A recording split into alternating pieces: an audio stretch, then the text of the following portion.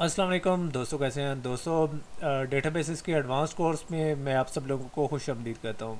तो दोस्तों, पिछली चंद वीडियो से हम बात कर रहे हैं डेटा मॉडल्स की। तो आज की वीडियो में हम बात करेंगे बिल्डिंग ब्लॉक्स, डेटा मॉडल के बिल्डिंग ब्लॉक्स पर कि डेटा मॉडल किन ब्लॉक्स या किन चीज़ों पर मुश्तमिल होता है। ठीक है, अगर हमने डेटा मॉडल के अंदर चीज़ें पूरी करनी है या हमने कोई डेटा मॉडल खड़ा करना है तो उसके लिए हमें कौन कौन सी चीज़ें ज़रूरत होंगी। तो दोस्तों, पहले देख लेते हैं कि बेसिक बिल्डिंग ब्लॉक्स क्या होते हैं डेटा मॉडल्स के, यानी जिनके मजमूए से हमारा डेटा मॉडल बनता है। तो दोस्तों, चार चीज़ें होती हैं। एक जो हमारा डेटा मॉडल्स है, ठीक है, उसकी चार बेसिक्स हैं। ठीक है, चार इकाइयाँ जिन्हें कह सकते हैं, तो वो हैं entities, number one entities, number two attributes, number three relationships और नंबर फोर कंस्ट्रेंट्स। तो अब हम इस तरह करते हैं, वन बाय वन हम इस तरह कर लेते हैं, कवर करते हैं। सबसे पहले हम देख लेते हैं एंटिटीज़ को कि एंटिटीज़ क्या होती हैं। ठीक है, तो दोस्तों, जब भी आप बात करेंगे किसी भी डेटाबेस की या डेटाबेस के डेटा मॉडल्स की, तो एंटिटी सबसे इंपॉर्टेंट चीज़ है। एंटिटी क्या होती है? Person, thing, place or event about which data is being collected. कि कोई भी शख्स हो गया, कोई चीज़ या कोई जगह या कोई इवेंट जिसके बारे में हम डेटाबेस बना रहे हैं, जिसके बारे में डेटा कलेक्ट कर रहे हैं। ठीक है, अगर कोई कॉलेज है तो उसका डेटा हो सकता है, कोई स्टूडेंट है उसका डेटा हो सकता है, कोई टीचर है, यानी जिसके बारे में हम डेटा इकट्ठा कर रहे हैं हम उसको एंटिटी कहेंगे। ठीक है, तो एंटिटी क्या होती है? Entity is particular type of object in real world. यानी रियल वर्ल्ड में कोई भी ऑब्जेक्ट को, यानी ख़ास किस्म के ऑब्जेक्ट को या सिंगल डिस्टिंग्विशेबल ऑब्जेक्ट को हम एंटिटी कहते हैं। एंटिटी इज़ डिस्टिंग्विशेबल आई, या in other words, for example, each अक्रंस is unique and distinct. यानी एंटिटी एक एंटिटीज़ को फर्दन फर्दन डिस्टिंग्विश किया जा सकता है। मतलब एंटिटी की हर अक्रंस या कोई चीज़ यूनिक और डिस्टिंक्ट होती है। मसलन एक कस्टमर एंटिटी है, ठीक है, उसमें यूनिकनेस हो सकती है, जैसे कि नूर हो गया, हसन हो गया, मोहसिन हो गया, आरिस हो गया, ये सारी एंटिटीज़ की अक्रसेंस हैं। और एंटिटी क्या है? कस्टमर है या पर्सन है। यानी एंटिटी, हर एंटिटी को दूसरी एंटिटी से डिस्टिंग्विश किया जा सकता है, यानी यूनिक और डिस्टिंक्ट होती है। डिस्टिंक्ट करने के लिए और नाम के अलावा भी बड़ी चीज़ें होती है, CNIC नंबर हो सकता है, स्टूडेंट्स हैं तो उनका रोल नंबर हो सकता है। यानी एंटिटीज़ एक दूसरे से डिस्टिंग्विशेबल होती हैं। एंटिटीज़ कुड बी फिजिकल और एब्स्ट्रैक्शंस। एंटिटीज़ फिजिकल भी हो सकती है, एब्स्ट्रैक्शन भी हो सकती है। एब्स्ट्रैक्शन मतलब ख्याली। फिजिकल से मुराद ये हो सकता है लोग हो सकते हैं, प्रोडक्ट्स हो सकते हैं। एब्स्ट्रैक्शन से मुराद क्या होती है? जो चीज़ें फिजिकली मौजूद नहीं होती लेकिन वो चीज़ें होती हैं, जैसे कि कुछ इवेंट्स हो जाते हैं, ठीक है, बसंत हो गई या इस तरह इवेंट्स हो गए। इसके अलावा हमारे फ़्लाइट रूट्स हो गए। यानी फ़्लाइट रूट एक फ़िज़िकल चीज़ तो नहीं है लेकिन हमने बनाए होते हैं, पेपर के ऊपर हमने बनाए होते हैं कि ये रूट है। ठीक है, ये कौन से फ़्लाइट कहाँ से गुजर के जाना होता है। तो often capitalized as convention so easily identified. यानी एक तरीक़ेकार के तौर पर अमूमन जब भी आप डेटाबेसेस के अच्छे मॉडल देखेंगे या कहीं डेटाबेसेस आप यूज़ होती देखेंगे, तो जो एंटिटीज़ होती हैं, मतलब पर्सन हो गया या कोई चीज़, वो अमूमन कैपिटलाइज होती हैं। ठीक है, तो इजीली वो आइडेंटिफाई हो जाती है। अगर आप कोई डेटा मॉडल देखेंगे तो उसके अंदर एंटिटी को आप कैपिटलाइज देखेंगे। उसके बाद जो दूसरा बिल्डिंग ब्लॉक्स है वो है एट्रीब्यूट्स। एट्रीब्यूट्स क्या होते हैं?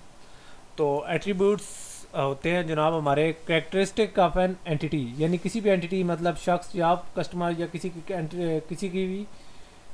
भी एंटिटी की कैरेक्टरिस्टिक या उसकी खसूसियात, ठीक है, या उसके ट्रेड्स। यानी किसी इंसान में कौन सी चीज़ें हैं, जैसे कि मैं एक इंसान हूँ, मेरे एक नाम हो सकता है, मेरा एड्रेस हो सकता है, CNIC हो सकता है, अगर मैं स्टूडेंट हूँ तो मेरा रोल नंबर हो सकता है, क्लास हो सकता है।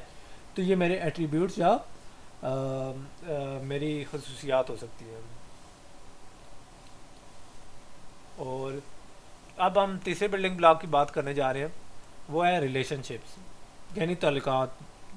ठीक है, कि रिलेशनशिप क्या होते हैं। ठीक है, तो तीसरी जो चीज़ होती है वो होती है रिलेशनशिप।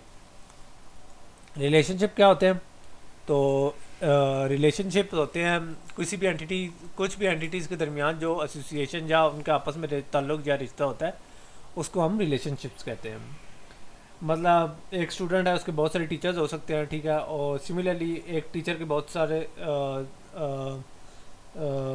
एक टीचर के बहुत सारे स्टूडेंट्स हो सकते हैं। तो ये चीज़ें रिलेशनशिप होती हैं, टीचर और स्टूडेंट के दरमियान एक रिलेशनशिप होता है, ठीक है। यानी हमारे जो रिलेशनशिप्स आर बाई डायरेक्शनल, यानी ये नहीं हो सकता कि एक स्टूडेंट का टीचर है तो टीचर का भी तो वो स्टूडेंट है। तो रिलेशनशिप्स हमेशा दो तरफा होते हैं, ये सिंगल तरफा नहीं होते, जो अमूमन हमारे आजकल की रोज़मर्रा लाइफ में अमूमन हम मूवीज़ देखते हैं तो सिंगल साइडेड लव वाला ये सीन नहीं होता, बल्कि ये बाई डायरेक्शनल होते हैं, ठीक है। लव से सिंगल डायरेक्शनल भी हो सकती है, बाई डायरेक्शनल भी हो सकती है, लेकिन रिलेशनशिप्स हमेशा बाई डायरेक्शनल होते हैं। तो रिलेशनशिप्स की तीन टाइप्स होती हैं। पहली होती है वन टू मैनी, दूसरी होती है many to many, and third one is one to one relationships, ठीक है। वन बाय वन सबको कवर करते हैं। सबसे पहले आ जाते हैं वन टू मैनी। ये अमूमन इन दो सिंबल से डिनोट किए जाते हैं, वन, ठीक है, और वन कॉलन एम या वन कॉलन स्टैरिक, ठीक है। तो एक कस्टमर बहुत सारी इनवाइसेस जनरेट कर सकता है, ठीक है, लेकिन एक इनवाइस सिर्फ एक कस्टमर के लिए एक कस्टमर के लिए होती है। तो ये हम कह सकते हैं कि इनके दरमियान वन टू मैनी रिलेशनशिप है, ठीक है। तो ये ऐसी है कि एक टीचर बहुत सारे सब्जेक्ट्स पढ़ा सकता है, लेकिन एक सब्जेक्ट को एक ही टीचर पढ़ाता है, तो वन टू मैनी ये रिलेशनशिप होता है, ठीक है। उसके बाद होते हैं मैनी टू मैनी। दूसरी टाइप के जो रिलेशनशिप्स होते हैं वो होते हैं many to many. Many to many के लिए एम कॉलन एन या स्टैरिक और डॉट डॉट स्टैरिक या इस तरीके के डोनेशन यूज़ होती हैं, ठीक है। मतलब एक एम्प्लॉय बहुत सारी स्किल्स सीख सकता है, बहुत सारे सब्जेक्ट्स पढ़ सकता है, सिमिलर, या एक स्टूडेंट एक बहुत सारे सब्जेक्ट पढ़ सकता है। सिमिलरली एक स्किल बहुत सारे एम्प्लॉय सीख सकते हैं, ठीक है, और एक सब्जेक्ट को बहुत सारे स्टूडेंट पढ़ सकते हैं। तो ये कह सकते हैं कि इनके दरमियान रिलेशन मैनी टू मैनी है। Many students can learn many subjects and many subjects can be learn by many students. Similarly an employee में लर्न मैनी स्किल्स और वाइस वर्सा स्किल में भी लर्न बाय मैनी एम्प्लॉयज़। तो ये हो सकता है। और जो third type of relation type के शिप्स की टाइप्स है वो होती है वन टू वन, यानी यहाँ मैं थोड़ी सी मिस्टेक कर गया हूँ, ठीक है, मैं आप लोगों को इसके लिए कर देता हूँ वन टू वन और वन, यहाँ थोड़ी सी मिस्टेक हो गई थी।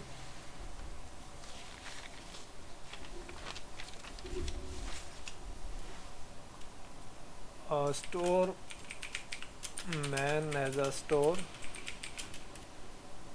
similarly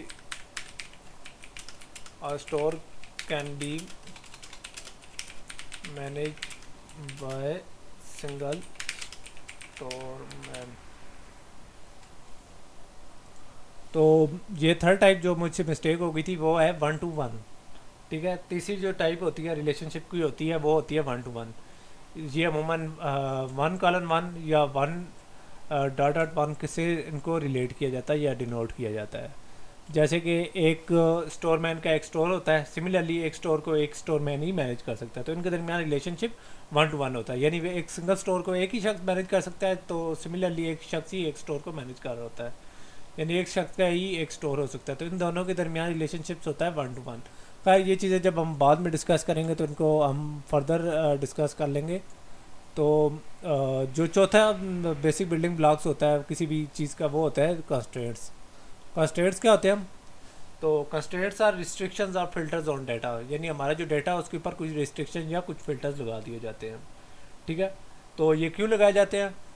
ये डाटा इंटीग्रिटी इंश्योर करते हैं। तो कंस्ट्रेंट या रिस्ट्रिक्शन क्या होती है? मतलब एक रोल नंबर है हमारा, तो हम कहेंगे अमूमन न्यूमेरिक में होगा, ये नहीं होता कि कोई इंग्लिश में लिख रहा है या किसी और कैरेक्टर में लिख रहा हो, तो ये चीज़ है।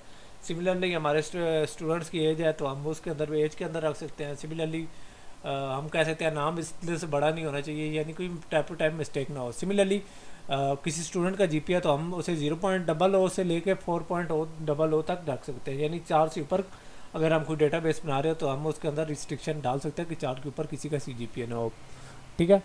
और ये तो था, हमने लोगों ने देखा कि कौन से बेसिक बिल्डिंग ब्लॉक्स होते हैं, लेकिन ये तो बेसिक बिल्डिंग ब्लॉक्स थे। हम उनको कैसे आइडेंटिफाई करेंगे कि हमारी एंटिटीज़ कौन सी हैं, हमारे एट्रीब्यूट्स कौन सी हैं, रिलेशनशिप्स क्या हैं, कंस्ट्रेंट्स क्या हैं।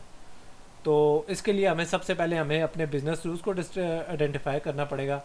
तो इंशाल्लाह नेक्स्ट वीडियो में हम बिज़नेस रूल देखेंगे, जिसके अंदर हम देख सकेंगे कि अगर हमें कोई स्टेटमेंट दी जाती है तो उसके अंदर हम एंटिटीज़, एट्रीब्यूट्स या रिलेशनशिप्स और कंस्ट्रेंट्स को कैसे आइडेंटिफाई करते हैं और हम किस तरीके से हम इन चीज़ों को अलग अलग कर सकते हैं। तो नेक्स्ट वीडियो तक इजाज़त दीजिए। अल्लाह हाफिज़।